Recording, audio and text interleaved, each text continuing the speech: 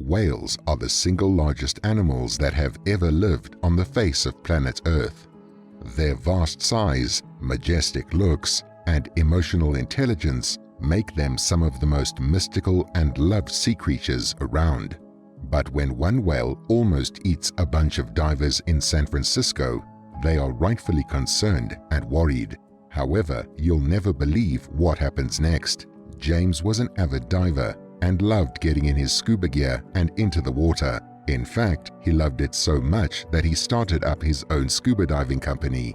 At first, he liked to take tourists out to experience diving, but after many years of that, he started another company.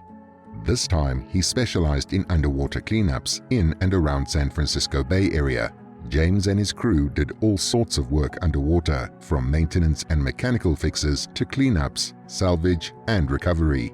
It took a brave person to dare the cold waters and strong currents of San Francisco, but if anyone could do it, James could. And he had total faith in his team that he handpicked from the very best divers in America. Together they could, had, and would achieve anything. One day, James and his team were hired to check out some submerged structures at the base of the world-famous Golden Gate Bridge. The area needed to be checked for any damage after recent bad weather. Without skipping a beat, the team had all agreed to the task. It wasn't an easy one at all, but it was one they were fully qualified to do. Besides, they all loved a challenge. But what they didn't know was what kind of surprise awaited them when they finally got in the water and down to work. For several hours, they made their checks and did a thorough job. It was slow and methodical, but it was essential that no mistakes were made and that they got everything right. But a little after the 3-hour mark, James started to get a funny feeling. A feeling as if they were being watched. It was a bright and sunny day, and the ocean was fairly still, so plenty of light was able to penetrate the water. But no matter how much James tried to ignore the feeling and shrug it off, it just kept coming back.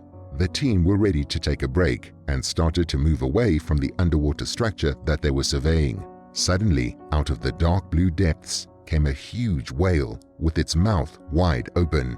James and his team had to swim fast to get out of its way, quickly returning to the safety of the structure where the whale couldn't get to. What was happening? Why was a whale trying to eat them? Something about this all seemed very strange. Now, whales can measure in at over 110 feet, up to 33.5 meters in length, and weigh up to roughly 419,000 pounds, 190 tons. So when they are acting strangely and aggressively, it can be incredibly intimidating.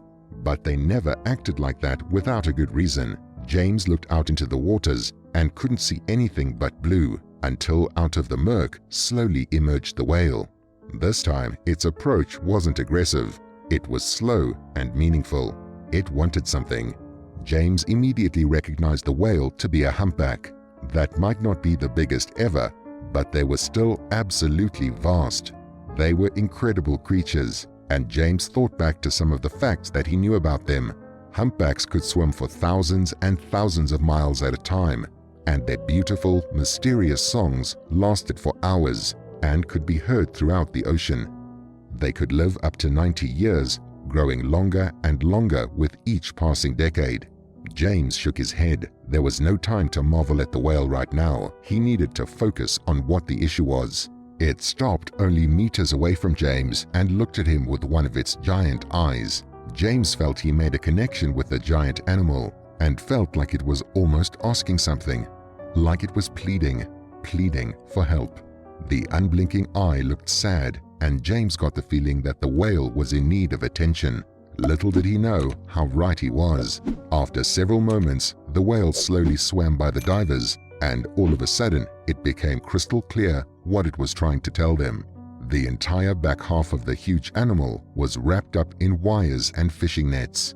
It wasn't uncommon for fishermen to abandon their massive nets in the oceans, and it seemed that wildlife was getting caught up in it and finding themselves in trouble. Clearly, the whale was suffering and in some distress. It would not have approached the divers so violently and in such a panicked manner if not.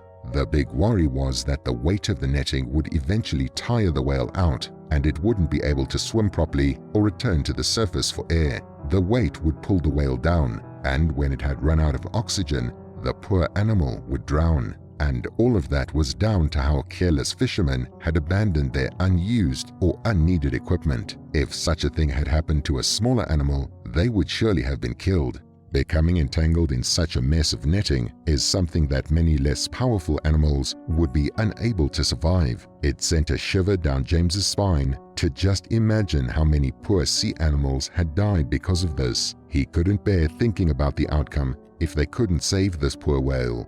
Using their built-in radios, the divers figured out a plan. James instructed his team to split up into 3 groups of 2 and start trying to remove the mess of tangled netting from the whale's body.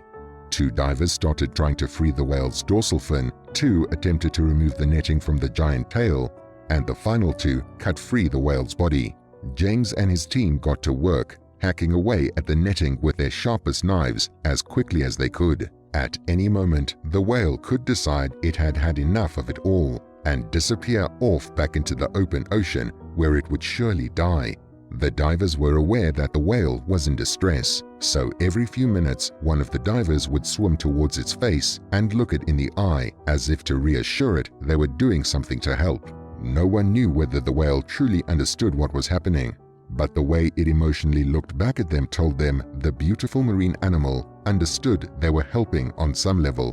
When it was James's turn to go and comfort the whale, he would always stroke a hand along its body. It was such a small gesture against such a massive animal, but the whale really did seem comforted by it.